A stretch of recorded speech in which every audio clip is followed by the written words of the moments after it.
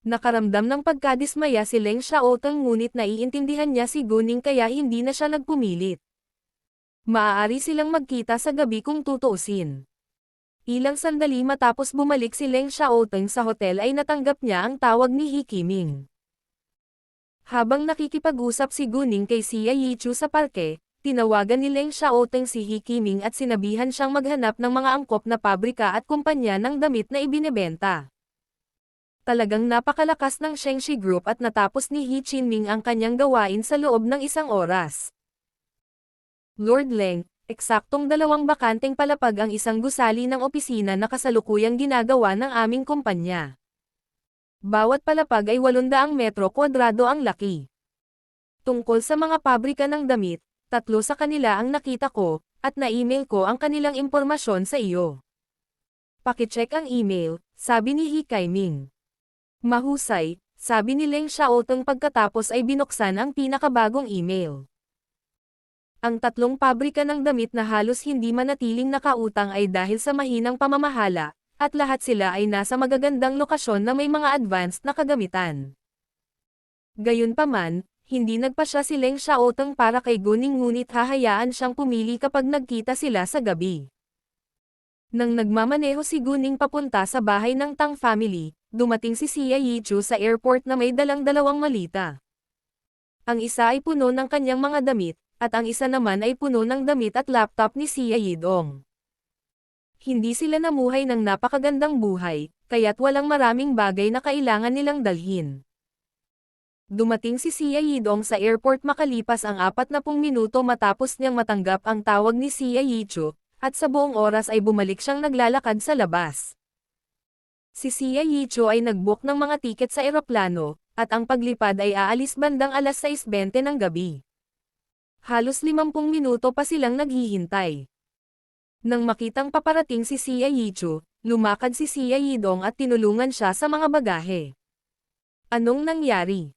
Bakit kailangan nating magmadaling umalis papuntang kabisera?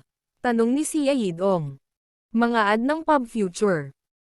Kunin mo muna ang mga boarding card, sasabihin ko sa iyo ang lahat kapag nasa lounge na tayo, sabi ni Xia Yichu. Oo naman. Hindi na nagpatuloy si Xia Yidong sa pagtatanong at hinayla nila ang kanilang mga malita, naglakad papasok sa airport. Nang makakita sila ng lugar sa lounge kung saan walang masyadong tao, sinabi ni Xia Yichu kay Xia Yidong ang lahat. Hindi siya nagtago ng anumang detalye. Matapos marinig ang pinagdaanan ng kanyang nakatatandang kapatid na babae, galit na galit si Xia Yidong, at gusto niyang punatin sina Qiao Guanxiang at Pihena. Damn it!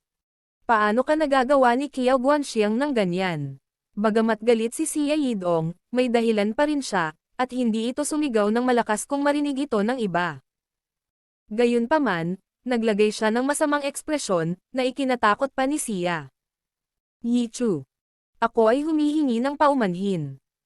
Kasalanan ko ang lahat kung bakit ako nabigo sa pag-aalaga sa iyo, sabi ni Xia Yidong, at tila malungkot siya. Bagamat si Xia Yichu ang nakatatandang kapatid na babae habang si Xia Yidong ay ang nakababatang kapatid, nadama ni Xia Yidong na tungkulin niya bilang isang lalaki na protektahan ang kanyang nakatat andang kapatid na babae.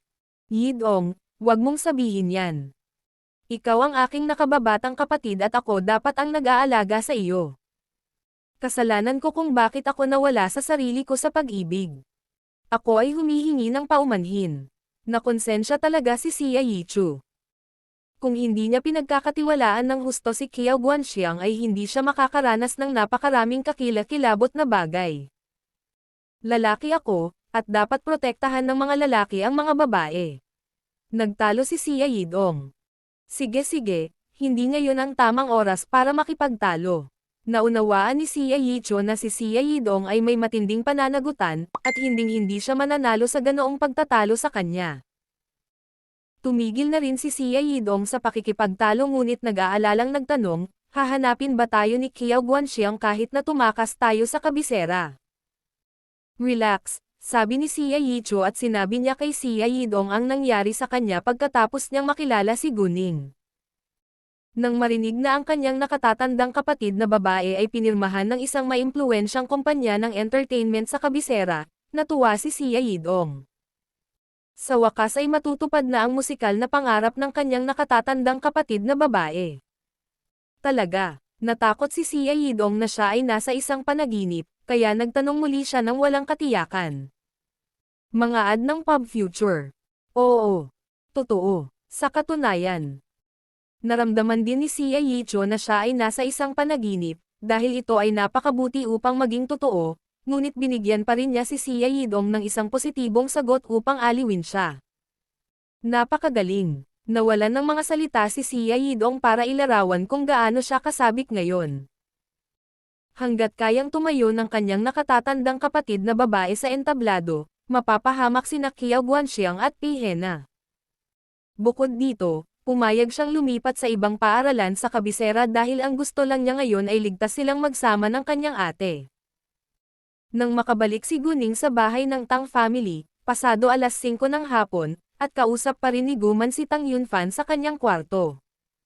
Ningning, late ka na bumalik. Naiinip na ako. Nang pumasok si Guning sa loob, nagreklamo si Cao Wenshin. Si Cao Wenshin ay hindi isang tahimik na babae, at naiinip siyang manatili sa nakatatandang henerasyon ng mahabang panahon. Wala rin si Tang Jakay sa bahay, kaya walang makakalaro ni Cao Wenshin. Lumabas ako para harapin ang isang seryosong bagay, sabi ni Guning. Si Cao Wenshin ay lampas na sa 20 taong gulang, ngunit siya ay kumilos pa rin tulad ng isang bata na mahilig maglaro. Wenshin, huwag kang maglokohan buong araw. Bakit wala kang matutunan kay Ningning? Marami na siyang naabot sa murang edad. Pinuna ni Tang Haifeng si Cao Wenshin. Bagamat ang pamilya Tang at ang pamilya Cao ay sapat na mayaman upang suportahan ang kanilang mga supling upang mamuhay ng marangyang buhay para sa mga henerasyon. Hindi magandang bagay na walang ginawa si Cao Wenshin kundi magpakatanga sa buong araw, dahil ito ay isang kabuoang pag-aaksaya ng kanyang buhay. Tandang padamdam. Hinayla ni Cao Wenshin ang kanyang mga labi, nananatiling tahimik. Naunawaan niya na hindi siya maihahambing kay Guning. Pabayaan na lang si Cao Wenshin, kakaunti lang ang mga kabataan sa mundong ito na maaaring makamit ang napakaraming bagay sa murang edad. Nakipag-usap si Guman kay Tang Yunfan ng mahigit 2 oras ngayon, ngunit wala pa rin siyang reaksyon. Nakaramdam ng kaunting pagkabigo at kalungkutan si Guman, ngunit wala siyang magawa tungkol dito. Gayunpaman, nang tumayo si Guman, naglakad palayo, gumalaw ang mga daliri ni Tang Yunfan saka huminto. Pagkatapos ng hapunan, umalis sina Guman at Guning, na sinundan ni Cao Wenshin. Ningning, libre ka ba ngayong gabi? Kung oo, bakit hindi ka sumama sa pagtitipon ng isang kaibigan?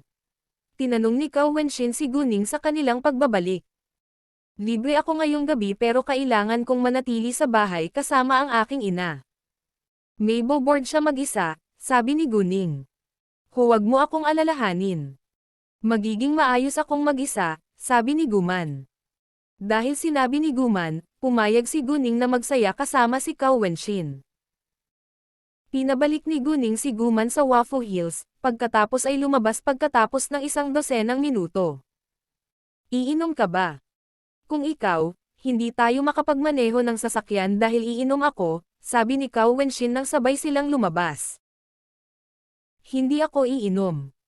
Hayaan akong magmaneho ng kotse, ngunit sa palagay ko ay sapat na ang iyong ORV, isa. Masyadong kapansin-pansin ang Lamborghini, sabi ni Guning. Naranasan niya ang pakiramdam na siya ang pinagtutuunan ng pansin ng mga tao sa maghapon. At bagamat hindi naman masama, mas pinili pa rin niyang manatiling low profile. Mabuti, pumayag si Cao Wenshin pagkatapos ay ibinigay ang susi ng kotse ng kanyang Land Rover kay Guning. Pwede ba akong magsama ng kaibigan? Tanong ni Guning. Ang kanyang kaibigan ay si Leng Xiaoteng. Ang dahilan kung bakit pumayag si Guning na magsaya kasama si Cao Wenshin ay dahil maaari niyang tawagan si Leng Xiaoteng para lumabas din kasama niya. Hindi nag-abala si Guning na itago ang katotohanan na si Leng Xiaoteng ay nasa lungsod B mula kay Cao Wenshin. Sino ta? Lalaki o babae? Tanong o tsismis ni Cao Wenshin. Isang lalaki, sabi ni Guning. Hindi naman, siya ba si Panzero? Tanong ni Cao Wenshin dahil inimbitahan ni Panzero si Guning na makipagkita kanina. Hindi. Ito ay Xiaoteng, sabi ni Guning. Ano? Nagulat si Cao Wenshin. Nasa City B ang Xiaoteng. Sa ilang kadahilanan, naisip ni Cao Wenshin si Jinbei sa sandaling ito. Nagtataka siya kung dumating si Jinbei sa City B kasama si Leng Xiaoteng. Gayunpaman, hinamak niya ang sarili sa pag-iisip kay Jinbei sa susunod na segundo. Oo, nasa bakasyon siya ngayon, kaya pumunta siya sa City B para makipagkita sa akin, sabi ni Guning. Oh, pinuntahan mo ba siya ngayong hapon? Tanong ni Cao Wenshin. Oo, ngunit lumabas kami para sa negosyo. Malapit nang magbukas ang tindahan ng alahas ko sa City B, kaya pumunta kami para tingnan ang mga gown. Oh, kailangan ko ring maghanap ng angkop na kumpanya ng damit at pabrika, sabi ni Guning. Pwede mong hayaan si Uncle Quan na gawin iyon para sa iyo. Ito ay isang piraso ng cake para sa kanya, sabi ni Cao Wenshin. Hahawakan ito ng Xiaoteng, sabi ni Guning. Sige. Naiinggit ako sa iyo dahil mayroon kang napakahusay na boyfriend, sabi ni Cao Wenshin. Ngumiti si Guning. Makakahanap ka rin. Alam kong marami kang hinahangaan. Ayoko sa kanila, bumantong hininga si Cao Wenshin. Palagi niyang gustong makipag-date sa taong gusto niya ngunit wala siyang mahanap. Hindi na nagsalita pa si Guning, ngunit tinawag niya si Leng Xiaoteng. Tuwang-tuwa si Leng Xiaoteng na natanggap ang tawag ni Guning. Kahit boses lang niya ang naririnig niya ay nasiyahan siya. Ning-ning. Tinawag ni Leng Xiaoteng ang kanyang pangalan ng may pananabik. Libre ka ba ngayon? Tanong ni Guning. Nang marinig iyon, agad na natuwa si Leng Xiaoteng. Siyempre. Natuwa si Guning sa reaksyon ni Leng Xiaoteng. Hintayin mo ako sa pinto ng hotel. Sunduin kita agad. Tatambay tayo ni Wenshin ngayong gabi. Oo naman, sabi ni Leng Xiaoteng. Bagamat hindi niya kayang halikan si Guning kung nandoon si Cao Wenshin, mas maganda ito kaysa mag-isa sa hotel. Dahil siguro kay Cao Wenshin, tinawag siya ni Guning para magsaya kasama. Kung iniisip iyon, walang reklamo si Leng Xiaoteng kay Cao Wenshin. Pagkatapos ibaba ang tawag kay Guning, inayos ni Leng Xiaoteng ang sarili bago siya bumaba. Halos 10 minuto na siyang naghintay nang sa wakas ay dumating si Guning. Bagamat medyo naiinip na siya, hindi siya nagreklamo dito bagkus ay nag-enjoy. Inihinto ni Guning ang sasakyan sa pintuan ng hotel at lumapit sa kanila si Leng Xiaoteng. Hayaan mo akong maging driver, sinabi niya. Dahil narito siya, handa siyang gawin ang trabaho para kay Guning. Pagkatapos noon, bago pa man makapagsalita si Guning, lumabas si Cao Wenshin sa upuan ng pasahero sa harap, at umupo sa likurang upuan. Maaari kayong dalawa na magbahagi ng mga upuan sa harap, at ako ay uupo sa likod. Si Leng Xiaoteng ang magdadrive ng sasakyan kaya syempre, hindi siya uupo sa upuan ng pasahero sa harap. Karaniwan, kung ang isang mag-asawa ay nasa parehong kotse at ang asawa ay ang driver, ang upuan ng pasahero sa harap ay pag-aari ng asawa. Sa makatuwid, direktang lumipat si Guning sa upuan ng pasahero sa harap mula sa upuan ng driver, at iniwan ito kay Leng Xiaoteng. Ang itinalagang lugar kung saan pupuntahan ni Cao Wenshin ang kanyang mga kaibigan ay isang pribadong clubhouse. Nasaksihan ng L1 Lagoon ang unang publikasyon ng kabanatang ito sa Enyo Bureau LB1N. Ang mga pribadong clubhouse ay nagbigay ng pribadong kapaligiran para sa mga taong mula sa mataas na uri ng lipunan. Upang gawing simple, isang pribadong clubhouse ang kung saan nagtitipon ang mga mayayaman, at napakataas din ng bayad sa membership. Isang miyembro lamang ang maaaring mag-book ng isang silid, kaya ang pagiging miyembro ay tanda rin ng yaman o katayuan sa lipunan. Bilang karagdagan, ang isa ay kailangang mag-book ng isang silid ng maaga ng ilang araw dahil mahirap mag-book ng isa sa araw na siya ay dumating. Nang umalis si Guning at ang iba papapuntang clubhouse, bumaba rin ng eroplano si Xia Yicho at ang kanyang nakababatang kapatid. Tinawagan ni Xia Yicho si Lu Xiao bago siya sumakay at nag-ayos na si Lu Xiao ng driver para sunduin sila. Nang lumapag na ang eroplano, Tinawag ni Sia Yicho ang driver. Sinabi sa kanila ng driver na mananatili sila sa isang hotel ngayong gabi at makikipagkita sila sa general manager na si Lu Xiao bukas. Nag-book si Lu Xiao ng 2 kwarto sa isang 4-star hotel na pinakamalapit sa Shenning Group Building para kay Sia Yicho at sa kanyang nakababatang kapatid. Bagamat ang isang 4-star hotel ay hindi kasing luho ng isang 5-star, hindi rin ito masama. Hindi pa ganap na naitayo ang Shenning Group Building, ngunit umuupo sila ng kalapit na 300 metro kwadradong gusali bilang pansamantalang gusali ng opisina. Isa lamang itong pansamantalang gusali ng opisina, kaya hindi ito pinalamutian ng maayos. Bagamat ang Shenning Group Building ay itinatayo pa, si Lu Xiao ay abala sa pagkuha ng mga kagamitan at pagkuha ng mga tao sa mga araw na ito. Si Lu Zon ay may sariling kagamitan sa pagbaril ngunit kailangan nila ng higit pa sa isang set. Mayroong humigit kumulang 100 manggagawa sa Fenghua Entertainment ngayon, at ginamit ni Lu Xiao ang kanyang network para kumuha ng ilang bihasang tao para sa pamamahala. Nang dumating si Guning at ang iba pa sa pribadong clubhouse, tinulungan sila ng isang valet parker na imaneho ang sasakyan papunta sa parking lot at ginabayan sila ng isa pang waiter papunta sa kanilang pribadong silid. Nagkita-kita si Cao Wenxin at ang kanyang mga kaibigan sa lugar ng palakasan kaya maraming kagamitan sa pag-eehersisyo, boxing ring at iba pa. Gayunpaman, pagkababa nila sa sasakyan, may huminto na namang sasakyan sa likuran nila. Nagkataon, si Fang Xiaokei, na lumapit kay Cao Wenxin para sa layuning magpakasal sa isang napakayaman na pamilya, ay lumabas sa kotse. Nakahawak siya sa braso ng isang medyo may edad na at halatang-halata na siya ang may bahay ng lalaki. Siya ay talagang isang babae na handang ibenta ang kanyang katawan at kaluluwa para sa pera.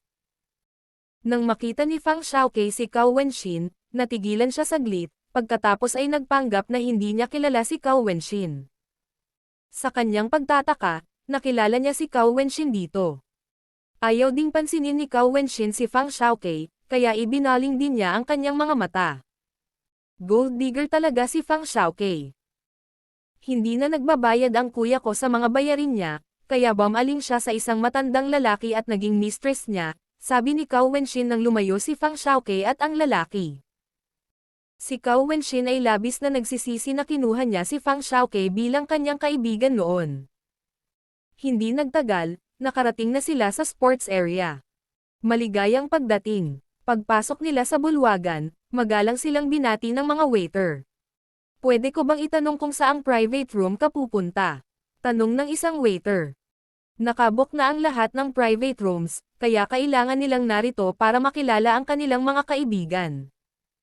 Hindi. 888, Cao Wenxin ang pangalan ko, sabi ni Cao Wenxin. Kahit na nandito sila para makipagkita sa kanilang mga kaibigan, kailangan munang tingnan ng waiter ang kanilang impormasyon. Mga ad ng pub future. Mangyaring maghintay ng sandali, sabi ng waiter pagkatapos ay kumuha ng walkie-talkie na nagsasalita sa mayordomo ng pribadong silidno. 888. Sa pagsang-ayon na sagot, iginiya sila ng waiter sa pribadong silidno. Maluwag ang pribadong silid, ngunit 5 tao lamang ang nasa loob, kaya medyo walang laman. May 3 babae at 2 lalaki sa silid, ngunit isa lamang sa mga lalaki at babae ang kaibigan ni Cao Wenxin, habang ang iba ay kaibigan ng kanyang mga kaibigan. Hindi sila estranghero, ngunit hindi pamilyar sa kanila si Cao Wenxin. Ang ama ng lalaking kaibigan ni Cao Wenxin ay isa ring pinuno sa rehiyon ng militar at ang kanyang babaeng kaibigan ay mula sa isang napakayaman na pamilya. Sabay silang lamaking 3 pero magkaibang kolehiyo. Ngayon ay nakapagtapos na silang lahat sa kanilang mga paaralan, kaya bumalik sila sa City B kamakailan. Ang 3 pang tao sa silid ay pawang mula sa mayaman o makapangyarihang pamilya. Bagamat hindi nakipagkaibigan si Cao Wenxin ayon sa background ng pamilya ng isang tao, isang hindi maiiwasang kalakaran na makikipagkaibigan siya sa mga taong kapareho niya sa lipunan. Sinabi ni Cao Wenxin sa kanyang mga kaibigan na magsasama siya ng 2 pang kaibigan at lahat ng kanyang mga kaibigan ay sumang-ayon. Gayunpaman, Nang pumasok sina Guning at Leng Xiaoteng sa silid, naakit ng dalawa ang atensyon ng lahat. Lalo na si Leng Xiaoteng, natabunan ng kanyang anyo ang pag-iral ng bawat lalaki sa pribadong silid. Isang babaeng may maikling buhok ang nasa sabik ng lumitaw sa kanyang paningin si Leng Xiaoteng, ngunit hindi nagtagal ay naitago niya ang kanyang pananabik. Ang babaeng ito ang mismong nakatagpo ni Leng Xiaoteng sa bulwagan ng Shengxi Group. Gayunpaman, nabigo ang kanyang sekretarya na malaman ang tunay na pagkakakilanlan ni Leng Xiaoteng na ikinadismaya niya, ngunit sa kanyang pagtataka, muli niyang nakilala si Leng Xiaoteng kinagabihan. "Hi, Wenxin." Binati nila si Cao Wenxin nang pumasok siya. Ginabayan ni Cao Wenxin sina Guning at Leng Xiaoteng na maupo sa isang bakanteng sofa, pagkatapos ay ipinakilala sila sa kanyang mga kaibigan. "Magpapakilala ako. Pareho ko silang kaibigan, sina Guning at Leng Xiaoteng." Pinaalalahanan ni Guning si Cao Wenxin na huwag ilantad ang kanyang relasyon sa Tang family, kaya ipinakilala siya ni Cao Wenxin bilang isang kaibigan. Bagamat si Guning ay biolohikal na anak ni Tang Haifeng, ito ay sikreto pa rin, kaya mas mabuting huwag na nilang sabihin ito ng malakas ngayon. Isa pa, nagtitipon-tipon lang sila para masaya. Ilang ulit na inulit ng babaeng may maikling buhok ang pangalan ni Leng Xiaoteng sa kanyang puso. "Ikinagagalak na makilala ka, Mr. Leng, Miss Gu." Magalang nilang bati sa kanila. "Mga ad ng Pub Future. Kinagagalak kong makilala ka rin," sinabi ni Guning at Leng Xiaoteng. Pagkatapos nito, ipinakilala ni Cao Wenxin ang kanyang mga kaibigan kina Guning at Leng Xiaoteng. "Ito si Gao Chengyan at Anran. Sabay kaming lumaki. At sila ay sina Jiang Zesheng, Zhu Yuanzhen at Tong Jiao." Si Tong Jiao mismo ang babaeng may maikling buhok. "Oh, Ginoong Leng, ikinagagalak kitang makilala. Nagkataon lang. Ngayon lang kita nakita sa Shengxi Group, pero muli tayong nagkikita." "Ginoong Leng, baka hindi mo ako napansin," magalang na sabi nitong Jiao kay Leng Xiaoteng. Siya ay tila napakamagalang at napanatili ang isang naaangkop na distansya mula sa Leng Xiaoteng. "Hindi ko ginawa," mahinang sabi ni Leng Xiaoteng na ikinahiya nitong Jiao. Hindi niya inaasahan na magiging ganoon ka-cold ito sa kanya. Bagamat tinakpan nitong Jiao ang kanyang damdamin kay Leng Xiaoteng, naramdaman pa rin ni Guning na interesado siya kay Leng Xiaoteng. Instinct lang iyon ni Guning. Hanggat nananatili siyang magalang, hindi magpapasya si Guning.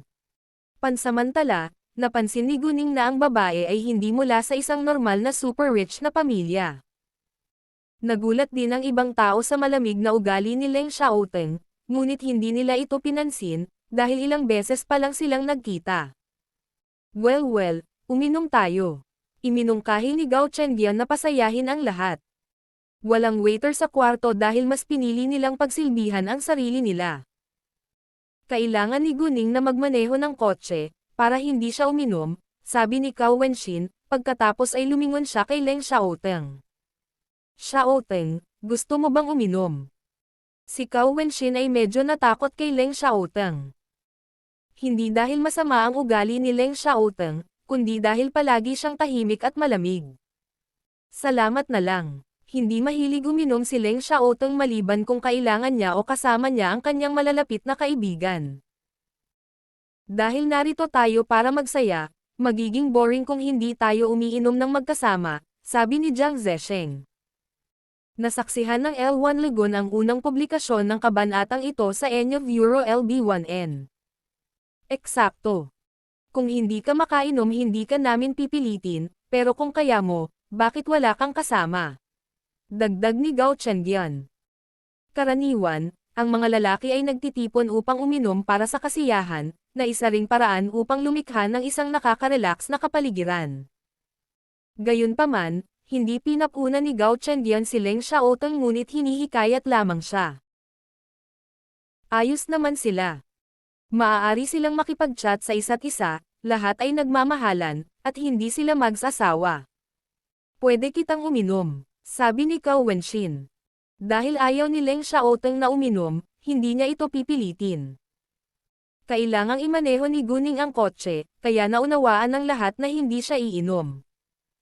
Gayunpaman, si Leng Xiaoteng ay tila nilalamig at tumangging uminom, na ikinagalit nila. Naramdaman ni Guning ang kanilang emosyonal na pagbabago at naniniwala rin siya na dapat magsaya si Leng Xiaoteng sa mga hindi nakakaintindi sa kanya sakaling ang pagtanggi ay magdulot ng hindi kaunawan. Anyway, wala siyang pakialam sa opinyon ng iba. Ang orihinal na hitsura ng kabanatang ito ay matatagpuan sa Enyo Else 1N. Gayunpaman, nang marinig nitong Jiao si Cao Wenxin na nagsasabi na maaari silang makipag-chat sa isa't isa sa pag-ibig. Napagtanto niya na sina Guning at Leng Xiaoteng ay magkasintahan, kaya medyo nadismaya siya. Gayunpaman, hindi siya sumuko, at nagpa siya na makipagkompetensya laban kay Guning para sa Leng Xiaoteng hanggat hindi sila kasal.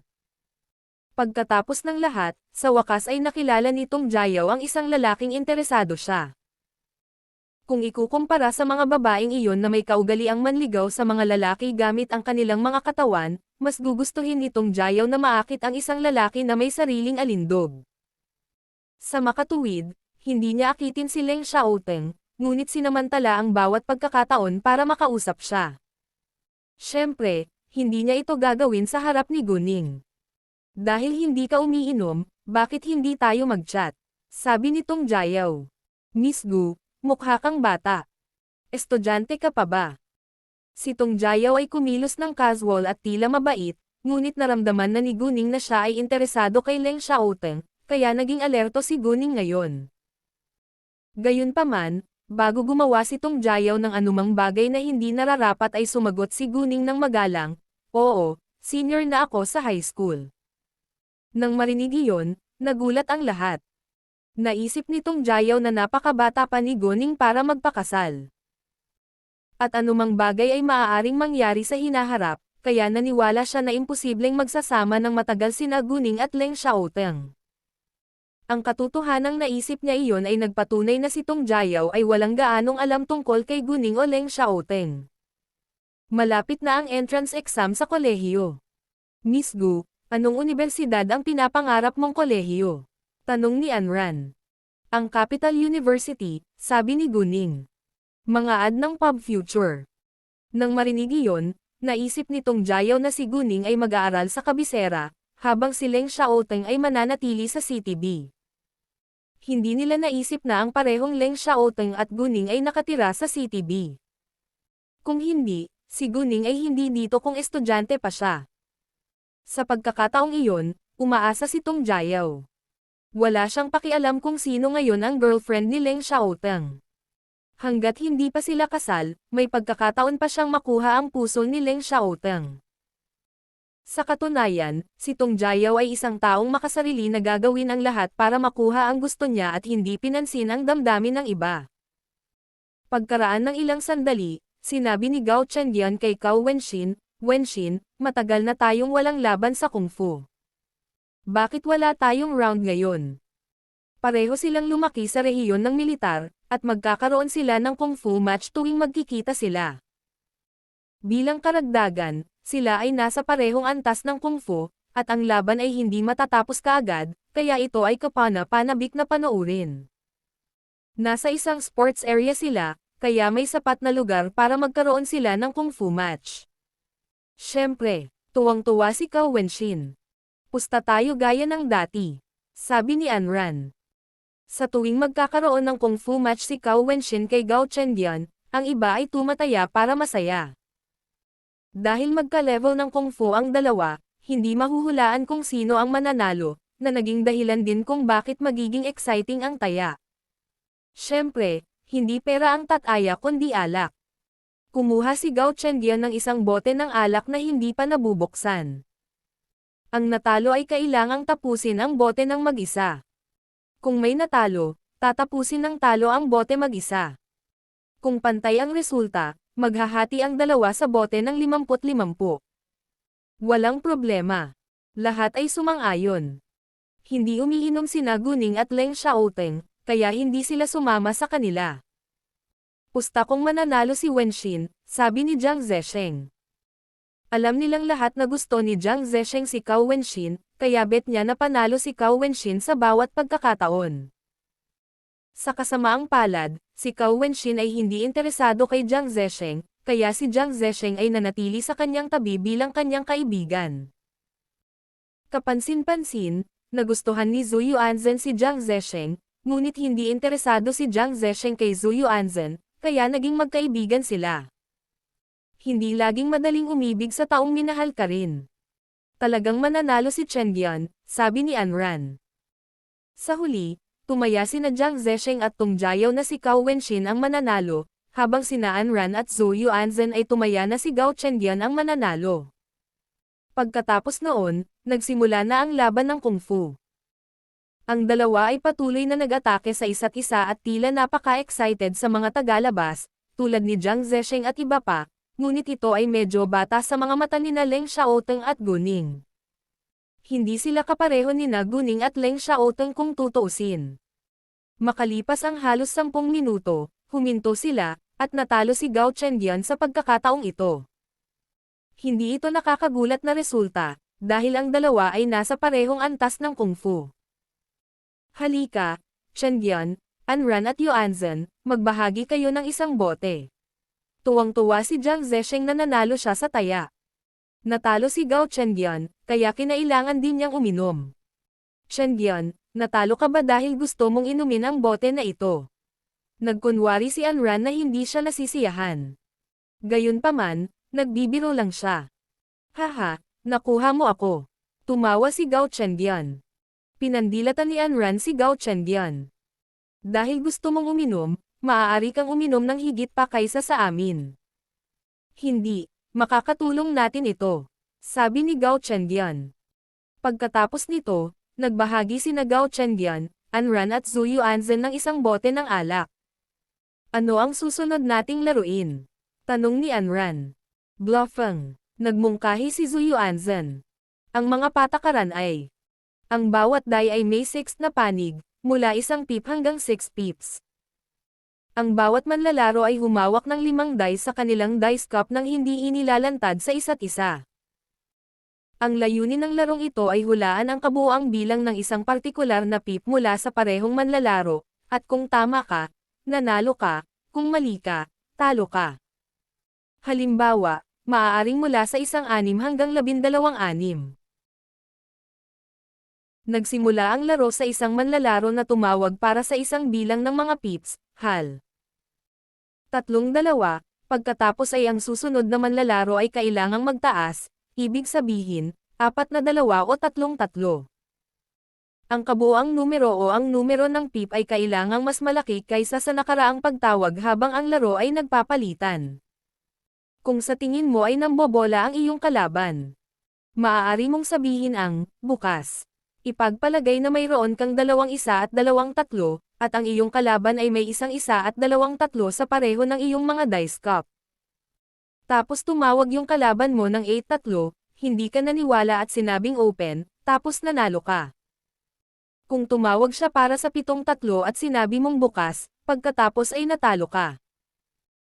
Karaniwan, ang isang pip ay maaaring maging anumang bilang ng mga pips, ibig sabihin, ito ay maaaring 2, 3, 4, 5, o 6, upang ang laro ay maging mas komplikado at masaya. Ito ay tulad ng isang hindi kilalang kadahilanan. Dahil ang isang manlalaro ay maaaring magkaroon lamang ng 1-2 sa kanyang dice cup, ngunit mayroon din siyang 3 ay, na nangangahulugang mayroon siyang potensyal na 4-2. Gayunpaman, mayroong isang espesyal na panuntunan. Kung tumawag ang isang manlalaro para sa bilang ng isang pip, hal. 3-1, pagkatapos ay automatikong nawala ang isang pip ng maraming pagkakakilanlan nito. Maaari na lang itong maging isang pip hanggang matapos ang laro. Oo naman, lahat ay sumang-ayon. Bakit hindi ka sumama sa amin? Kung matalo ka sa laro, maaari kang uminom ng tubig, hindi ng alak, sabi nitong Jiao. Naisip niya na magkakaroon siya ng mas maraming pagkakataon na maging pamilyar kay Leng Xiaoteng kung makakapaglaro sila ng magkasama. Tama. Maaari kang uminom ng tubig. Sumang-ayon naman ang iba. Kakakilala lang nila. Kung hindi sila sasamahan ni Leng Xiaoteng at Guning, maiinip silang umupo sa isang tabi. Sige, samahan na kita, sabi ni Guning. Ayaw niyang maramdaman ng mga ito na nanatili siyang malayo sa kanila. Naunawaan din ni Guning na hindi interesado si Leng Xiaoteng sa mga laro na naglalayong uminom, kaya hindi niya ito hiniling na sumama sa kanila. Yung iba hindi na rin nagpumilit. Ang Envol Beans ay ang unang plataporma upang ipakita ang kabanatang ito. Nagpasya si Guning na huwag gamitin ang kanyang Jade Eyes sa pagkakataong ito, dahil medyo malaki kung gagamitin niya iyon sa maliit na laro. Kasabay nito, hindi siya mag-e-enjoy sa paglalaro kung gagamitin niya ang kanyang Jade Eyes. Ginamit niya si Jade Eyes sa huling pagkakataon sa isang laro kasama si Ai Weishan para lang makaganti sa kanya para kay Leng Xiaoteng. Gayunpaman, kahit na hindi ginamit ni Guning ang kanyang Jade Eyes, maswerte pa rin siya at bihirang mawala. Yung iba naman, ang daming nainom. Nang mga 11 PM na, umalis na sila sa clubhouse. Mga ad ng Pub Future. Dahil kasama nila si Cao Wenshin. Maaari lamang ipadala ni Guning si Leng Xiaoteng pabalik sa hotel bago siya magmaneho pabalik sa Waffle Hills kasama si Cao Wenshin. At si Leng Xiaoteng ay sasakay ng taxi papuntang Waffle Hills mamaya. Si Guman ay natutulog na nang bumalik si Guning. Hindi nagtagal ay dumating si Leng Xiaoteng sa silid ni Guning, ngunit hindi niya ito agad hinalikan o hinawakan sa pagkakataong ito. Sa halip, nag-click siya ng bukas na email at ipinakita kay Guning ang mga opisina at pabrika ng damit. Magkano ang rente? Tinitigan siya ni Guning ng may interes. Libre ito, sabi ni Leng Xiaoteng. Haha, napakabuti mo, sabi ni Guning. Bagamat nakaramdam siya ng kasiyahan na hindi siya sinisingil ni Leng Xiaoteng, hindi niya ito matanggap. Xiaoteng, negosyo ay negosyo. Kung ayaw mo ng renta, natatakot ako na hindi ko marenta ang mga opisina mo. Nang marinig iyon, bahagyang kumunat ang noo ni Leng Xiaoteng. Mukhang nagalit siya, ngunit hindi niya alam kung paano sasagutin. Pagkatapos ay binasa ni Guning ang impormasyon tungkol sa 3 pabrika ng damit. Nagtiwala siya kay Leng Xiaoteng, ngunit kailangan pa rin niyang suriin sila ng personal bukas. Oh, ilang araw na lang bakasyon mo? Tanong ni Guning. Mahirap sabihin. Kung naatasan ako ng gawain, kailangan kong bumalik sa trabaho anumang oras. Kung hindi, marami pa akong araw na walang pasok, sabi ni Leng Xiaoteng. Bilang miyembro ng Special Corps, binayaran siya ng mas malaki kaysa sa isang karaniwang sundalo. Hindi lang kailangan nilang tuparin ang mga mapanganib na gawain. Ngunit mayroon din silang 3 araw ng espesyal na pagsasanay minsan sa isang buwan pati na rin ang malalim na pagsasanay sa kagubatan sa Amazon sa loob ng kalahating buwan bawat taon. Katatapos lang ni Leng Xiaoteng sa kanyang buwan ng espesyal na pagsasanay, kaya magiging libre siya hanggat hindi siya naatasan ng gawain. Kailangan kong suriin ang mga pabrika bukas ng tanghali. Pagkatapos pumili ng kwalipikado mula sa kanila, lilipad ako sa City D sa gabi. Kung libre mo, bakit hindi mo ako samahan? Sabi ni Guning. Walang problema, sabi ni Leng Xiaoteng. Matapos talakayin ang negosyo, hindi na makapaghintay si Leng Xiaoteng at idiniin si Guning sa kama. Sa kasamaang palad, si Guning ay nasa kanyang regla, na ang ibig sabihin ay kailangang limitahan ni Leng Xiaoteng ang kanyang pagnanasa ng hindi bababa sa 5 araw. Si Leng Xiaoteng ay labis na ayaw tanggapin ang katotohanan, ngunit hindi makontrol ni Guning ang kanyang regla. Kaya naman, hinalikan lang ni Leng Xiaoteng si Guning bago niya ito niyakap sa kanyang mga braso bago nakatulog. Gayunpaman, si Guning ay lihim na inilagay ang kanyang mahiwagang kapangyarihan sa kanyang katawan upang tulungan siyang magkaroon ng mahimbing na pagtulog. Kinaumagahan, maagang umalis si Leng Xiaoteng gaya ng dati. Habang nag-aalmusal, sinabi ni Guning kay Guma na pupunta siya sa City D para makipag-ugnayan sa kanilang negosyo sa hapon iyon at mananatili doon sa susunod na 2 araw. Kaya isang driver na ipinadala ng Tang family ang darating para sunduin si Guman. Bagamat medyo nabahala si Guman kung wala si Guning sa tabi niya, wala siyang sinabi. Pagkatapos ng almusal, pumunta sina Guning at Guman sa bahay ng Tang family. Uuwi si Cao Wenshin sa kanyang tahanan ngayon, kaya hindi siya pumunta sa bahay ng Tang family kasama si Guning. Matapos ang pagtatalo kay Xia Yichu sa parke, lumipat si Qiao Guanxiang sa apartment ni Pihena. Bandang 8:30 AM, tinawagan ni Qiao Guanxiang si Xia Yichu. Sa simula, si Xia Yichu ay isang ghost singer lamang, kaya tatawagan lang siya kapag may kailangan. Gayunpaman, kung sakaling ipagkanulo siya ni Xia Yichu, nagpa siya si Qiao Guanxiang na hayaan si Xia Yichu na maging katulong din ni Pihena, upang magkaroon sila ng mas mahigpit na kontrol sa kanya. Ang hindi niya alam ay umalis na si Xia Yichu papuntang kabisera. Alinsunod dito, nang tawagan niya si Xia Yichu, walang sumasagot sa kanyang tawag. Tinatawagan siya ni Qiao Guanxiang ngunit ganoon pa rin. Naramdaman niya kaagad na may dapat mangyari. Anong mali? Tumanggi ba siyang sagutin ang tawag mo? Tanong ni Pihena. Hindi ako makalusot sa kanya. Ibigay mo sa akin ang iyong telepono, sabi ni Qiao Guanxiang. Kaagad na ibinigay ni Pihena ang kanyang telepono sa kanya at ginamit ni Qiao Guanxiang ang kanya upang tawagan muli si Xia Yichu. Gayunpaman, walang sumasagot sa tawag muli. Hindi ka pa rin ba nakakalusot? Nagsimulang matarante si Pihena. Sa tingin ko na-block niya ang aming mga numero ng telepono. Nena si Qiao Guanxiang. Posibleng tumakas si Xia Yichu sa kanila. Paano siya naglakas loob na gawin iyon? Hindi ba siya natatakot na masaktan ko si Xia Yidong? Ibigay mo sa akin ang iyong isa pang telepono, sabi ni Qiao Guanxiang. Si Pihena ay may isa pang mobile phone, at si Xia Yichu ay walang numero ng kanyang pangalawang telepono. Kung nakarating sila kay Xia Yichu gamit ang ibang numero ng telepono, pinatunayan nito na hinarang ni Xia Yichu ang kanilang mga numero ng telepono at pinagtaksilan sila. Ibinigay ni Pihena kay Qiao Guanxiang ang kanyang isa pang telepono ng sabay-sabay, at tinawagan ni Qiao Guanxiang si Xia Yichu nang walang pagkaantala. Sa pagkakataong ito ay sinagot ni Xia Yichu ang kanyang tawag, ngunit ibinaba siya sa tawag nang marinig niya ang kanyang boses. Damn it! Pinagtaksilan niya tayo. Halos basagin ni Qiao Guanxiang ang telepono sa lupa.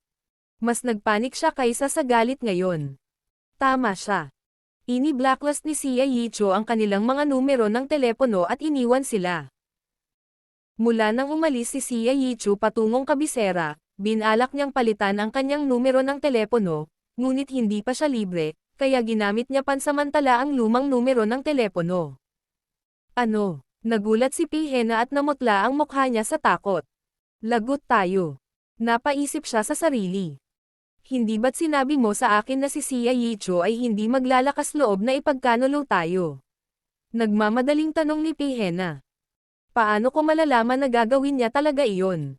Nagulat din si Qiao Guanxiang na nakatakas si Xia Yichu noong araw na iyon, pagkatapos niyang pananakot sa kanya. Ano ang dapat nating gawin ngayon? Kapag nakatakas siya, mapahamak tayo. Nanginginig ang katawan ni Pihena sa takot. Sabay-sabay na tumawag ulit si Qiao Guanxiang. Liu Ge, kailangan ko ang iyong tulong at babayaran kita ng malaki para dito, sabi ni Qiao Guanxiang nang masagot ang tawag. Mga ad ng Pub Future. Ano ito? Sabi nung lalaki sa kabilang side ng phone. Nasaksihan ng L1 Legon ang unang publikasyon ng kabanatang ito sa Enyo Euro LB1N. Magpapadala ako sa iyo ng 2 larawan mamaya kasama ang kanilang pangalan at ilang pangunahing impormasyon. Tulungan mo akong hanapin sila. Kapag nahanap mo na sila, tulungan mo akong kontrolin sila, sabi ni Qiao Guanxiang. No problem, sabi ng lalaki. Pagkatapos noon, nagpadala si Qiao Guanxiang ng mga larawan ni Xia Yichu at ng kanyang nakababatang kapatid kay Liu Ge. Si Liu Ge ay kaibigan ni Qiao Guanxiang sa isang gang. Bandang alas 9 ng umaga, lumakad si Wan Hui, na tsuper ni Lu Xiao at ang taong sumando kay Xia Yichu at sa kanyang nakababatang kapatid sa airport kahapon, upang salubungin sila sa hotel. Halos 100 metro lang ang layo ng hotel sa kanilang kumpanya. Habang papunta sa kanilang kumpanya, sinabi ni Wan Hui kay Xia Yichu, hayaan mong ipakilala ko sa iyo ang aming kumpanya ngayon. Sumasailalim pa sa renovation ang kumpanya namin kaya hindi pa ito formal na natatatag pero may 10 staff na. Pansamantala kaming nagtatrabaho sa ika-6 na palapag ng isang gusali ng opisina sa tabi ng gusali ng aming kumpanya. Sinabi ni boss na maaari kang magpahinga at magpahinga ng ilang araw bago ka magsimulang magtrabaho. Salamat, sabi ni Sia Yichu. Dahil siya ay pinirmahan ng kumpanyang ito, dapat niyang sundin ang kanilang mga kaayusan. Dinala ni Wan Hui si Sia Yichu sa pansamantalang gusali ng opisina at itinuro ang isa pang mataas na gusali sa hindi kalayuan. Iyan ang Shenning Group Building. Ang Fenghua Entertainment ay nasa ika-7, ika-8 at ika-9 na palapag.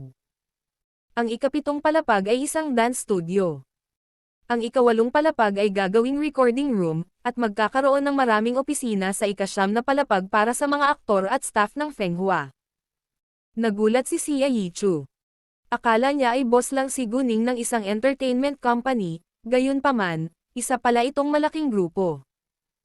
Sa kasong iyon, ang Fenghua Entertainment ay isang subsidiary lamang ng Shenning Group. Nagtataka si Sia Yichu kung si Guning ay isang shareholder ng Fenghua Entertainment o ang founder ng Shenning Group. Mahirap para sa kanya na paniwalaan na si Guning, na mas bata sa 20 taong gulang, ay maaaring maging isang chairwoman ng isang malaking grupo ng negosyo. Naisip niya na mas malamang na ang pamilya ni Guning ang may-ari nitong malaking grupo ng negosyo. Gustong tanungin ni Sia Yichu si Wan Hui, ngunit naisip na hindi ito nararapat, kaya wala siyang sinabi. Pagkatapos nito, ginabayan ni Wan Hui sina Sia Yichu at Sia Yidong sa opisina ng General Manager. Nang makapasok sila sa silid ng opisina, tinanggal ni Sia Yichu ang maskara, dahil naisip niya na hindi magalang na magsuot ng maskara sa lahat ng oras. Sa ikalawang pagtanggal ng maskara, tumambad ang nakakatakot na peklat sa kanang pisngi ni Sia Yichu. Na ikinagulat ni Wan Hui at Lu Xiao, ngunit hindi sila nagpakita ng kahit anong disgusto dahil alam na nila ang nangyari sa kawawang babaeng ito. Ito si Manager Lu, pakilala ni Wan Hui kay Sia Yichu at sa kanyang nakababatang kapatid. Ikinagagalak na makilala ka, Manager Lu. Sabay-sabay nilang binati si Lu Xiao. Maupo ka muna, sabi ni Lu Xiao. Eto ang kontrata. Maaari mong basahin ito bago mo pirmahan. Oo naman, sabi ni Sia Yichu. Ang kontrata ni Sia Yichu ay kapareho ng kay Sutong Noo. Ang ratio ng take ng kumpanya sa kanyang take ay 6:4, na nagpapatunay na kukuha ng kumpanya ng 60% habang maaari siyang magkaroon ng 40% ng kita. Bagamat hindi gaanong karanasan si Sia Yichu sa industriya ng entertainment, marami siyang natutunan pagkatapos magtrabaho kasama si Kia Guanxiang sa mahabang panahon. Usually, 8:2 ang ratio, at bihira lang makakita ng 6:4, lalo na noong baguhan pa lang siya na walang gaanong kasikatan. Sa katunayan, si Sia Yichu ay isang bagong dating na walang sinasabi, ngunit ang kanyang mga kanta ay hindi. Si Pei Hena, sa tulong ni Sia Yichu, ay isa ng bilis na mga awit, at mas sikat pa kaysa kay Sutong Noo. Hanggat nabubunyag ang kanilang maruming sikreto, ang karera ni Pei Hena ay matatapos, habang si Sia Yichu ay lalakad sa paningin ng mga tao. Bukod dito, ang kanyang mga kanta ay medyo sikat sa mga araw na ito, kaya hindi mahirap para sa kanya na maakit ang atensyon ng mga tao.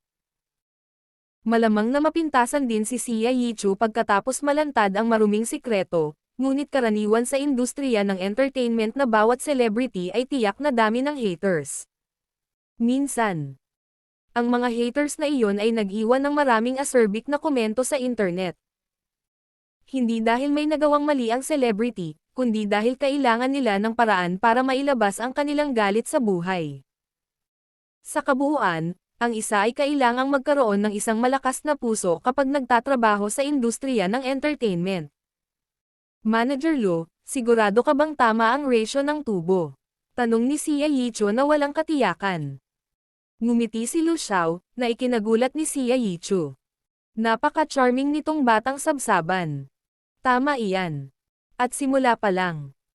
Kung maaari kang maging isang A-list na mga awit, ang ratio ay magiging 5:5, sabi ni Lu Xiao. Nagulat na naman si Xia Yichu.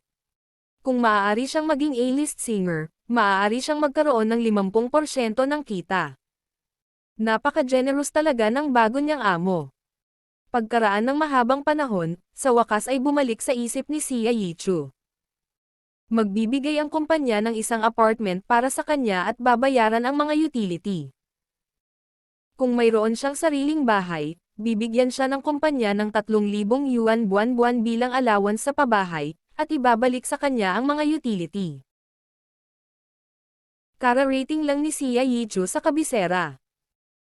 At hindi pa siya nakakahanap ng angkop na apartment, kaya pinili niya ang 3,000 housing allowance para umupo ng apartment para sa kanya at sa kanyang nakababatang kapatid. Bagamat napakataas ng presyo ng pabahay sa kabisera, sapat na ang pagrente ng magandang apartment na may 3,000 yuan na allowance sa pabahay. Mahirap ang buhay ni na Xia Yichu at Xia Yidong, ngunit nagmamay-ari pa rin sila ng apartment sa CTB. Ang apartment sa CTB ay binili ng kanilang mga magulang, at ito ay 10 taong gulang na, ngunit maaari silang makakuha ng pera sa pamamagitan ng pagbebenta nito. Pagkatapos nito, maaari nilang gamitin ang pera para makabili ng mas maliit na apartment sa kabisera. Plano ni Xia Yichu na gawin ito sa hinaharap, dahil hindi na sila makakabalik ngayon sa CTB ng kanyang nakababatang kapatid. Delikado hanggat nandoon pa sina Qiao Guanxiang at Pei Hena. Sa huli, pinirmahan ni Xia Yichu ang kanyang pangalan, at medyo gumaan ang pakiramdam. Sa wakas ay makakamit na niya ang kanyang pangarap at ipaglaban ang sarili niyang kinabukasan mula ngayon. Sinuri ni Lu Xiao ang kontrata pagkatapos ay nagtanong, nga pala, saang baitang nag-aaral ngayon ang nakababatang kapatid mo? 11 baitang, sagot ni Xia Yichu. Mayroon ka bang anumang kahilingan para sa antas ng paaralan? Tanong ni Lu Xiao. Hindi, malapit lang sa kuya ko, unang sabi ni Xia Yidong. Pumayag naman si Xia Yichu basta masaya si Xia Yidong doon. Bukod dito, mag-aalala rin siya kung malayo sa kanya ang pag-aaral ng kanyang nakababatang kapatid. Mahusay, sabi ni Lu Xiao. Magpahinga ka ng ilang araw. Makakahanap ka muna ng matitirhan, at ipapaalam ko sa iyo ang tungkol sa trabaho mo sa hinaharap. Pagkatapos noon, sa wakas ay tumira na si Xia Yichu. Mga ad ng Pub Future. Nang pumunta si Guman para kausapin si Tang Yunfan, sinabi ni Guning kay Tang Haifeng na aalis siya mamaya papuntang CTD at umaasa siyang makakapag-ayos siya ng kotse para kay Guman. Bueno, ang iyong ina ay maaaring manatili dito sa amin, sabi ni Tang Haifeng. Natatakot ako na mas gusto ng aking ina na manatili sa aking bahay, sabi ni Guning. Mabuti, hindi iginiit ni Tang Haifeng. Si Guning ay abala sa pagharap sa ibang mga bagay, kaya hindi siya nanatili sa bahay ng Tang family para sa tanghalian. Nagplano siyang makipagkita muna kay Leng Xiaotong pagkatapos ay sabay na tumingin sa mga pabrika ng damit bago siya lumipad patungong CTD. Hindi siya babalik ngayon, kaya ipinarada niya ang kotse sa parking lot ng bahay ng Tang family. Ang kotse ay hindi bababa sa mahigit 1,000,000 yuan, at hindi siya nang ahas na iwan ito sa paliparan. Matapos kita kay Leng Xiaotong, sabay silang nagtungo upang suriin ang mga pabrika ng damit. Ang mga pabrika ay matatagpuan lahat sa suburb o sa isang lugar na malapit sa suburb, at ang unang pabrika ng damit na binisita ni Guning at Leng Xiaohao ay nasa isang suburb. Dahil ang damit na ginawa nito ay hindi isang sikat na tatak, ang pabrika ng damit ay hindi masyadong malaki, ito ay isang katamtamang laki ng pabrika ng damit. Isa itong 4 na palapag na solong gusali, at ang laki ng bawat palapag ay mas malaki kaysa sa isang palaruan ng basketball. Sapat na iyon sa mga mata ni Guning. Pagkatapos ng maikling paglilibot dito, nagpa siya si Guning na bilhin ito. Mayroong humigit kumulang 60 manggagawa sa pabrika, kabilang ang 10 o higit pang mga supervisor, ang iba ay karaniwang manggagawa. Ang pabrika ng damit ay kailangang huminto sa pagtatrabaho sa maikling panahon, ngunit ang mga manggagawa ay babayaran gaya ng dati. At nagpa siya si Guning na harapin ang iba pang mga bagay tungkol sa pabrika kapag bumalik siya mula sa CTD. Kasabay nito, si Qiao Guanxiang ay dumaranas ng mental torture dahil kay Xia Yichu. Makalipas ang ilang oras, sa wakas ay tinawagan siya ni Liu Ge, ngunit hindi ito magandang balita. Guanxiang, hindi ko mahanap ang dalawang tao sa mga larawan. Nakaalis na kaya sila sa CTB? Tanong ni Liu Ge. Pareho rin ang ideya ni Qiao Guanxiang ngunit tumanggi itong paniwalaan. Gayunpaman, nabigo silang mahanap ni Liu Ge sa CTB, kaya malamang na nakaalis na sila. Saan sila pumunta? Bagamat miyembro ng isang gang si Liu Ge, hindi siya isang mahalagang tao sa gang, kaya limitado ang kanyang kakayahan. Walang koneksyon si Qiao Guanxiang upang tingnan ang mga ID card ni na Xia Yichu at Xia Yidong upang makita kung nag-book din sila ng mga tiket sa ibang lungsod. Nabigo si Liu Ge na tulungan siyang mahanap sina Xia Yichu at Xia Yidong, ngunit kailangan pa ring magbayad ni Qiao Guanxiang ng 5,000 yuan. Ano ang dapat nating gawin? Ano ang dapat nating gawin ngayon? Nawalan ng pag-asa si Pei Hena. Kung hindi nila mahanap si Xia Yichu, tiyak na mapapahamak sila. Si Qiao Guanxiang ay wala ring pag-asa, ngunit tumanggi siyang tanggapin ito. Nang umalis sina Guning at Leng Xiaoteng sa pabrika, 3:30 ng hapon, kaya pumunta sila kaagad sa airport. Halos 8:00 na ng gabi nang makarating sila sa airport ng CTD at sumakay sila ng taxi papunta sa downtown sabay lakad palabas ng airport. Hindi nagmamadali si Guning na makipag-ugnayan kay Chu Pihan at sa iba pa ngayon, at binalak niyang tawagan sila bukas. Sa ngayon, kailangan muna nilang kumain at mag-book ng hotel. Sa CTB, nagsasaya si Pan Zero kasama ang kanyang mga kaibigan sa isang pribadong silid sa isang high-end na clubhouse. Zero, napakaraming araw na. Bakit hindi ka pa tinatawagan ng boss mo? Ang lalaking nagsabi kay Pan Zero na imbitahan si Guning na lumabas para magsaya kasama sila ay maaliwalas na nagtanong muli sa kanya. Ang lalaking ito ay pinangalan ng Feng Xin. Siya ay 28 taong gulang at naging Vice General Manager ng isang construction company. Ang dahilan kung bakit patuloy niyang binanggit si Guning ay hindi dahil interesado siya kay Guning, ngunit dahil gusto niyang maging malapit sa Tang family. Nilapitan ni Feng Xin ang Tang family para sa isang dahilan, syempre.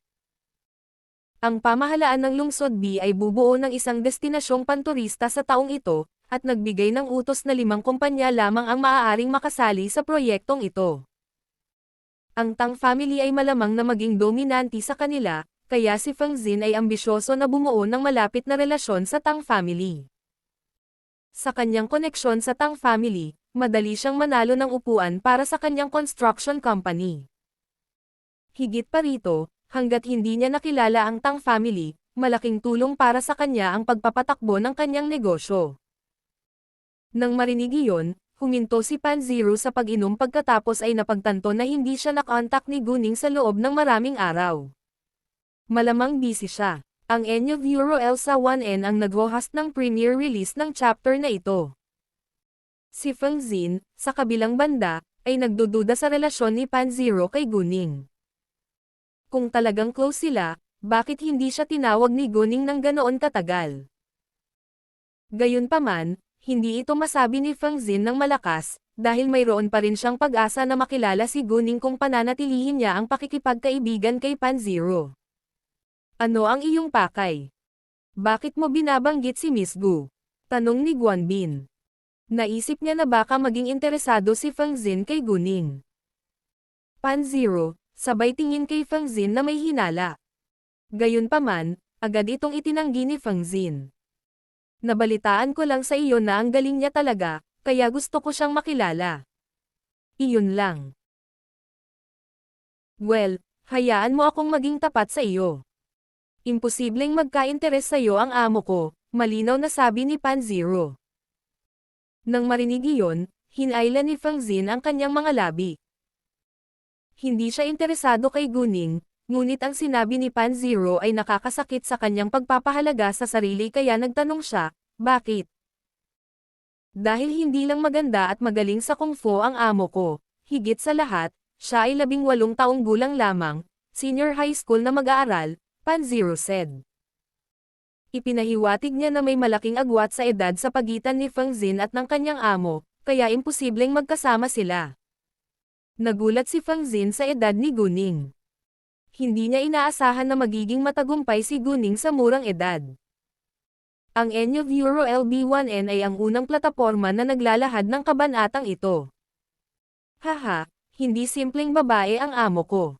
Nang makitang gulat na gulat si Feng Xin, labis na ipinagmamalaki ni Panziro, na para bang ang taong naging matagumpay ay siya. Narinig na ng lahat maliban kay Feng Xin ang mga nagawa ni Guning, kaya wala ni isa sa kanila ang nakadama na ito ay pagmamalabas, ngunit inisip na higit pa ang nagawa ni Guning bukod pa. Wow, humanga ako, sabi ni Feng Xin. Kasabay nito, may pinag-uusapan ang dalawang nasa katanghaliang gulang na lalaki habang nakaupo sa isang sofa sa isang pag-aaral sa ikalawang palapag ng isang 3 palapag na bahay na matatagpuan sa isang lugar malapit sa suburb ng City B. Ang isa sa kanila ay si Tang Demang, habang ang isa ay ang ama ni Tang Xinru, si Tang Weiyong. Ang pag-uusap ni Tang Demang at Tang Weiyong sa telepono noong nakaraan ay sapat na upang patunayan na si Tang Weiyong ay may matagal ng sama ng loob sa Tang family. At lihim na inatake si Tang Yunfan ng maraming beses. Sa katunayan, ang aksidenteng naranasan ni Tang Yunfan sa CTF ay inayos din ni Tang Weiyong. Gayunpaman, wala sa pamilya Tang ang nakaalam nito. Mga ad ng Pub Future. Kahit na ang pamilya Tang ay napakalakas, ang mga kaaway nito ay nasa lahat ng dako. Higit sa lahat, naniniwala ang Tang family na patay na si Tang Weiyong. Ito ay isang kwento na maaaring i-date noong 18 taon na ang nakakaraan nang bumalik si Tang Yunfan pagkatapos niyang mawala sa loob ng isang buong taon. 19 na taon na ang nakalilipas, ang nakababatang kapatid ni Tang Haifeng, si Tang Haiming, ay nagplano laban kay Tang Yunfan, at si Tang Yunfan ay muntik nang mapatay. Si Tang Weiyong ay tiyak na anak ni Tang Haiming. Makalipas ang isang taon, nang umuwi si Tang Yunfan, nalantad ang pagkana ni Tang Haiming at Tang Weiyong, kaya tumakas sila kasama ang kanilang pamilya. Sa proseso ng pag-aresto, sa kasamaang palad, namatay si Tang Haiming sa isang aksidente sa sasakyan, habang si Tang Weiyong ay malubhang nasugatan. Tanging ang kanyang asawa at mga anak lamang ang nakaligtas. Ang mga punong salarin ay sina Tang Haiming at Tang Weiyong, at ang asawa at anak na babae ni Tang Weiyong ay inosente, kaya hindi sila pinarusahan ni Tang Haifeng. Pagkatapos noon, nabalitaan nilang patay na si Tang Weiyong, ngunit wala ni isa sa kanila ang pumunta para tingnan o nakita ito ng personal dahil hindi ito mahalaga para sa Tang family noon. Sa hindi inaasahan, tiyak na dahil doon, si Tang Weiyong ay bumalik at nagpatuloy sa pagkana laban sa Tang family ngayon. Ngayon, ang anak ni Tang Weiyong, si Tang Xinru, ay pumasok sa Tang Wang Group. Kapag handa na ang lahat ay kikilos sila, at determinado silang bawiin ang Tang Wang Group. Siyempre, binago ni Tang Xinru ang kanyang pangalan at pagkakakilanlan, kaya walang makakaalam ng kanyang relasyon kay Tang Weiyong. Ang pinakahuling balita, madalas bumisita ang mag-ina sa bahay ng Tang family sa mga araw na ito. Ang kanilang relasyon sa Tang family ay hindi pa malinaw, ngunit tila sila ay may kaugnayan kay Tang Yunfan, sabi ni Tang Demang. Si Tang Demang ay mula sa isang sangay ng pamilyang Tang. Hindi siya lumahok sa pagkana laban kay Tang Yunfan, at hindi niya naisip na ipagkanulo ang pamilya Tang. Gayunpaman, kalaunan ay nakatanggap siya ng maraming pabor mula kay Tang Weiyong at na-brainwash din siya ni Tang Weiyong, kaya handa na siyang gawin ang lahat para kay Tang Weiyong. Nang marinig iyon, bahagyang dumilat si Tang Weiyong at mukhang mapanganib ang kanyang mga mata. Tanong niya, ang ibig mo bang sabihin ay ang mag-ina ay maaaring babae at anak ni Tang Yunfan? Oo, si Tang Demang ang may ganoong kaisipan. Siyempre, akala lang yon pero hindi nila pwedeng baliwalain dahil nagdududa sila. Kung gayon, napakahusay na itinago ni Tang Yunfan ang kanyang sikreto. Walang nakatuklas nito sa mga nakaraang taon. Si Tang Weiyong ay nagsuot ng masamang ekspresyon ngayon. Nang ma-accident si Tang Yunfan, nagpakita sila. Natatakot ako na gusto lang nilang makipagkompetensya para sa mga ari-arian ng pamilya Tang. Naniniwala si Tang Weiyong na dapat ito ang katotohanan. Kung ang babae ay tunay na biological na anak ni Tang Yunfan, malamang na siya ang magmana ng mga ari-arian ng Tang family. Gayunpaman, ang Tang Wang Group ay kanyang biktima, at hinding-hindi niya hahayaan na makuha ito ng iba mula sa kanya. Mag-aayos ako ng ilang tao para malanawan. Kung sila ang pamilya ni Tang Yunfan, hindi sila maiiwang buhay, malamig at walang awa na sabi ni Tang Weiyong. Kahit sino pa ang kanyang katitisuran, tatanggalin niya ito. Isang dampi ng kalupitan ang sumilay sa mga mata ni Tang Demang. Talagang may ideya siya kay Tang Weiyong. Humigop ng tsaa si Tang Weiyong pagkatapos ay nagtanong, ano ang nasa isip nila ngayon? Sila, syempre, sina Cheng Zhongxing at Wu Boyan na nag-abstain. Tila hindi nasisiyahan si Tang Demang at sinabi sa mahinang boses, hindi nila ako binigyan ng malinaw na sagot. Mukhang mananatili silang neutral at ayaw makisali sa laban natin. Bagamat hindi ito makakaapekto sa kanilang mga plano, kailangan nilang gumawa ng higit na pagsisikap nang wala silang suporta. Gayunpaman, hindi masamang resulta na nanatili silang neutral, sa halip na suportahan si Tang Haifeng. Bueno, dalawang matandang duwag, ngumuso si Tang Weiyong na may paghamak. Sa mga mata niya, excuse lang ang neutrality. Sa katunayan, si Cheng Zhongxing at Wu Boyan ay mahiyain at natatakot. Takot silang mabaygo, dahil mawawala ang lahat ng mayroon sila ngayon kapag nabigo sila. Naunawaan ni Tang Weiyong kung bakit pinili nilang umiwas, dahil maliit lang talaga ang posibilidad ng tagumpay sa ngayon. Sa makatuwid, nagpa siya si Tang Weiyong na talikuran sila. Pumunta sina Guning at Leng Xiaoteng sa Huangdeng Hotel pagkatapos nilang kumain. Dahil ibinigay ni Guning ang kanyang black card kay Chu Peihan, nag-book si Leng Xiaoteng ng bagong kwarto para sa kanila. Si Guning ay nasa kanyang regla pa, kaya hindi maaaring makipagtalik sa kanya si Leng Xiaoteng, ngunit hinalikan lang siya saglit bago sila matulog. Kinaumagahan, tinawagan ni Guning si Chu Peihan. Nang tumunog ang telepono ni Chu Peihan, 7 pa lang. Naisip ni Chu Peihan na ito ang kanyang alarma, kaya agad siyang bumangon. Gayunpaman, nang mapansin niyang iyon ang tawag ni Guning, nagulat siya. Hoy, boss! Alam ni Chu Peihan na pupunta si Guning dito ngayon, ngunit hindi niya inaasahan na tatawagan siya ng ganoon kaga. Nasa Huangdeng Hotel ako ngayon, sabi ni Guning. Ano? Nagulat muli si Chu Peihan. Nandito ka na? Oo, gising ka na ba? Tanong ni Guning.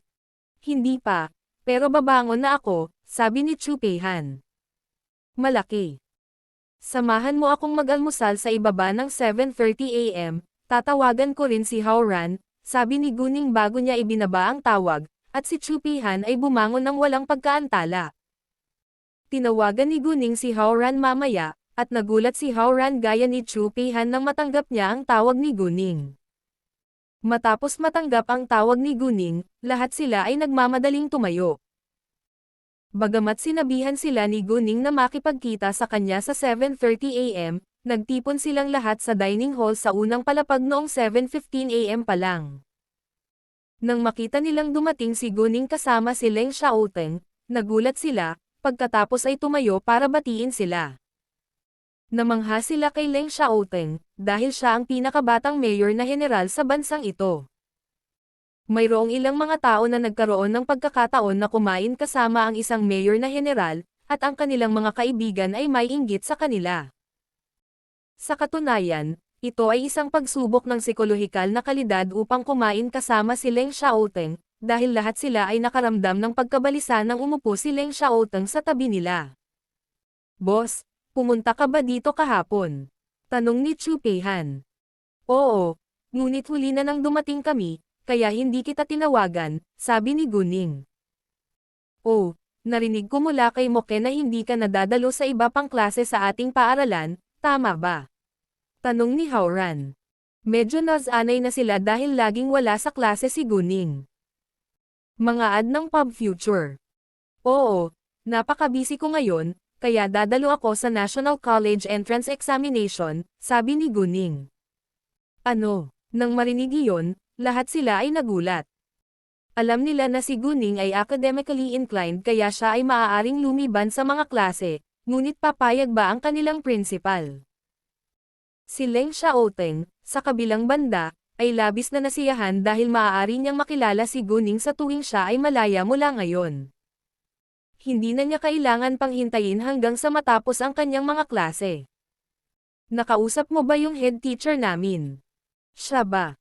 Pumayag. Nagsilbing orihinal na host ang N0V3 Letera 0V para sa paglabas ng kabanatang ito sa N0V3 LB1N. Tinawagan ko ang aming principal at pumayag siya, sabi ni Guning. Pagkatapos ng almusal ay maaga pa naman kaya umalis na sila papuntang hotel na tinutuluyan ni Luzon maya-maya. Sinabi ni Guning kay Luzon na bumili ng eksklusibong sasakyan para sa mga tripulante. Isang maliit na truck para ilipat ang kagamitan, isang medium na bus para sa mga tauhan, at ang mga aktor ay maaaring sumakay ng sarili nilang mga kotse o lokal na nirentahang sasakyan. Kaya naman, ang mga tripulante ay nakagamit ng kanilang sariling mga kotse at ang mga aktor lamang ang inilipat ng mga bus ng hotel. Hindi naman kasi sila sikat na artista kaya wala sa kanila ang humihingi ng eksklusibong sasakyan. Nang makita ni Luzon si Guning, nagulat siya, dahil hindi niya alam na darating ito. Oh, hi, Miss Gu. Tinanggap siya ni Luzon. Hindi niya tinawag ang kanyang amo sa harap ng iba. Magandang umaga, Miss Gu. Binati rin siya ni Sutong Noo at ng iba pa. Bagamat hindi pa alam ng ibang staff sa crew na si Guning ang nag-iisang investor ng pelikulang ito. Hindi na nila alam na kailangan niyang maging isang mahalagang tao sa paraan ng pagtrato sa kanya ng mga aktor at ni Luzon. Sumakay si Luzon at ang grupo ng mga aktor sa isang malaking bus at lahat sila ay natulala kay Leng Xiaoteng. Nahulaan nila na kailangan niyang maging isang bituin na kaka-hire pa lang ni Guning.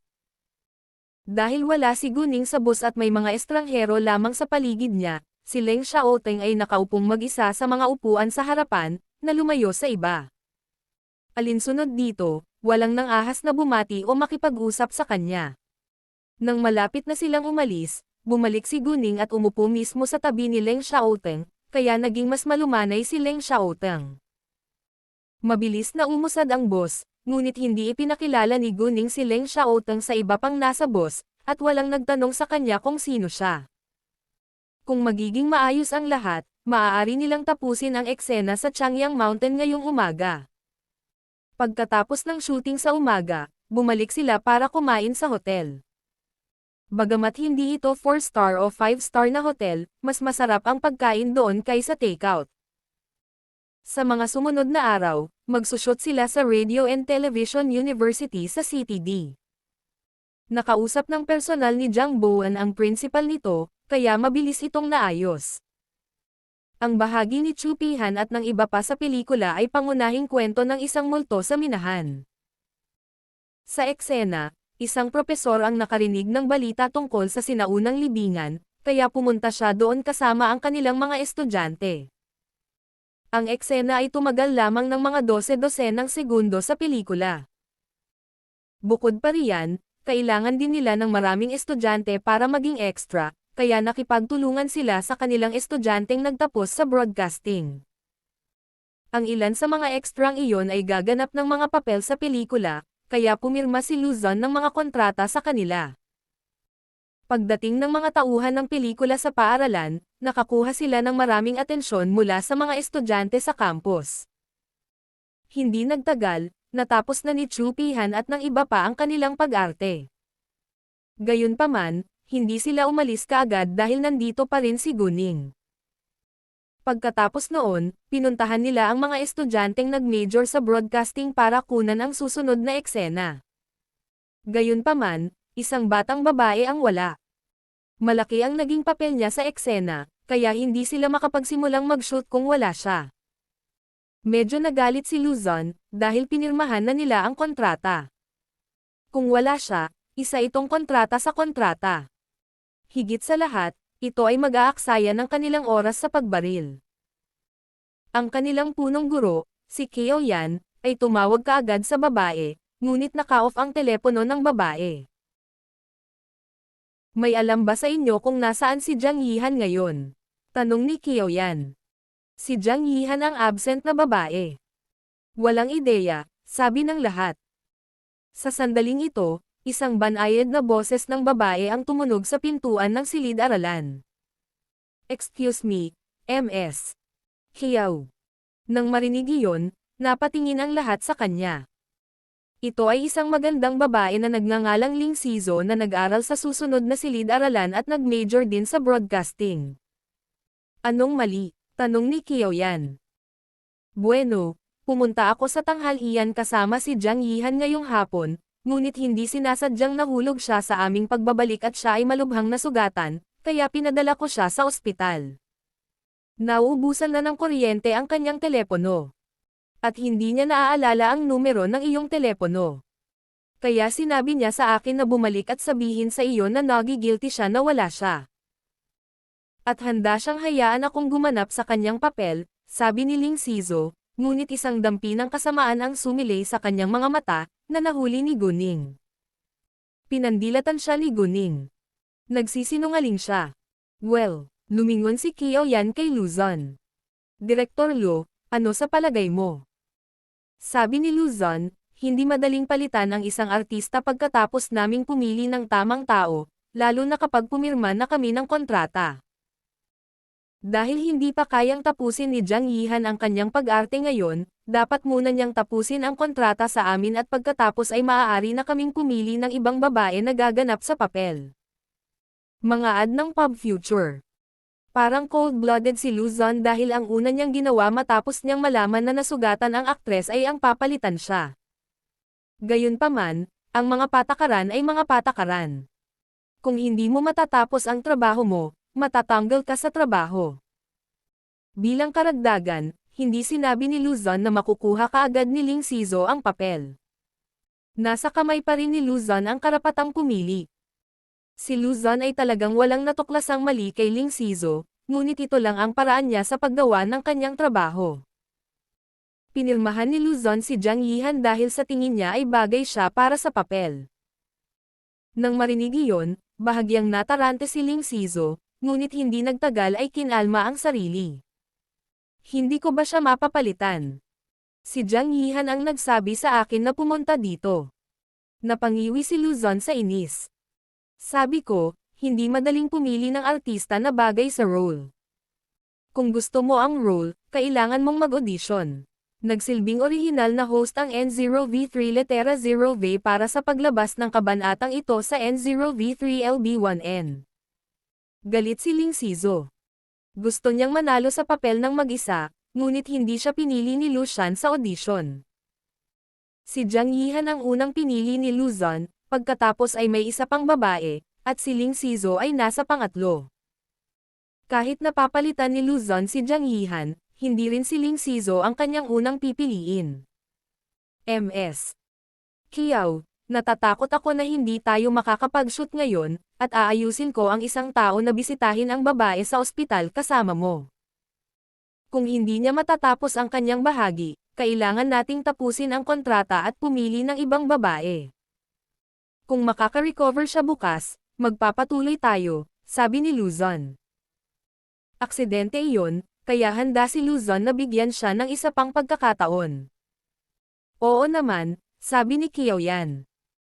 Pagkatapos noon, magkasamang pumunta sina Lu Yichen at Qiaoyan para bisitahin si Jiang Yihan. Bago sila umalis, naglabas si Guning ng isang bote ng porselana na ibinigay kay Lu Yichen.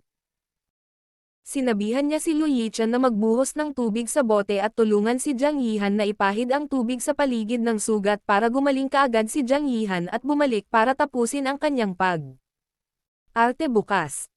Kung may sugat si Jiang Yihan, mas mabuting lagyan ng gamot para gumaling siya. Dahil si Jiang Yihan ang aktres na pinili ni Luzon, handang tumulong si Guning sa kanya. Kung sangkot si Ling Sizo sa aksidenteng nangyari kay Jiang Yihan, hindi interesado si Guning. Nag-aalinlangan si Lu Yichen sa epekto ng gamot na ibinigay sa kanya ni Guning, ngunit nagtiwala siya na ginawa ito ni Guning dahil sa kabaitan, kaya ininom niya ito. Nang maghiwalay sila, bumalik si Guning sa hotel. Si Chu Pihan at ang iba ay hindi gumanap ng mahahalagang papel sa pelikula, kaya hindi nagsagawa ng pagtatapos ang mga crew para sa kanila, ngunit binigyan ang bawat isa sa kanila ng pulang sobra. Si Guning, syempre, ay magpasalamat sa kanila mamaya. Pagkatapos ipadala ang mga aktor sa hotel. Sinabi ni Guning kay Luzon, "Tito Lu, babalik tayo mamaya, at kailangan mong sumama sa akin sa Huangdeng Hotel para magparehistro bago ka magmaneho ng bus pabalik sa hotel kung saan manatili ka." Kinaumagahan, sinabi na ni Guning sa manager ng Huangdeng Hotel ang tungkol sa bus. Dahil si Guning ang may black card, may karapatan siyang tamasahin ang lahat ng serbisyo ng hotel ng libre. Sumang-ayon din ang manager na hayaan silang gamitin ang kotse, ngunit kailangan ng user na magparehistro at pumirma sa isang kasunduan. Kung nasira ang bus, kailangan nilang magbayad ng kabayaran. Walang problema, sabi ni Luzon. Dumating si Lu Yichen sa ospital upang bisitahin si Jiang Yihan at naroon din ang kanyang pamilya. Sa pagkamangha ni Lu Yichen, ang ama ni Jiang Yihan ay si Jiang Bowen na mayor. Alam iyon ni Qiao Yan, ngunit inilihim din niya ito dahil si Jiang Yihan ay naging mababang profile sa paaralan, at iilan lamang ang nakakaalam na si Jiang Yihan ay anak ng alkalde. "Nice to meet you, Mayor Jiang," bati sa kanya ni Qiao Yan na may malaking paggalang. "MS. Qiao, ikinagalak kitang makilala," magalang na sabi ni Jiang Bowen, pagkatapos ay tumingin kay Lu Yichen ng may pagkalito. "Ginoo. Lu, bakit ka pumunta dito?" Bagamat tinulungan ni Jiang Bowen ang mga tripulante na makahanap ng paaralan upang makipagtulungan sa kanila. Wala siyang ideya na ang kanyang anak na babae, si Jiang Yihan, ay sumali rin sa crew at si Jiang Yihan ay hindi rin nang ahas na sabihin sa kanya. Gustong-gusto na ni Jiang Yihan ang pag-arte mula pa noong siya ay bata.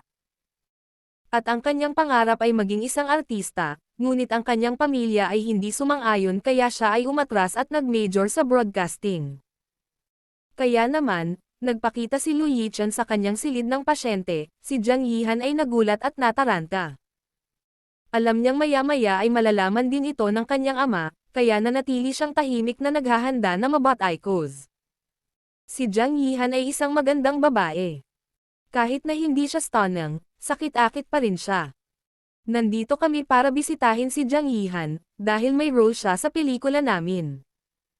Narinig namin na hindi sinasadyang nahulog siya at nasugatan, kaya pumunta kami dito," sabi ni Lu Yichen. Gayunpaman, hindi nagalit si Jiang Bowen matapos marinig iyon. Nagulat siya ngunit hindi pinuna si Jiang Yihan. Ito ay dahil si Guning ang namumuhunan ng pelikulang ito.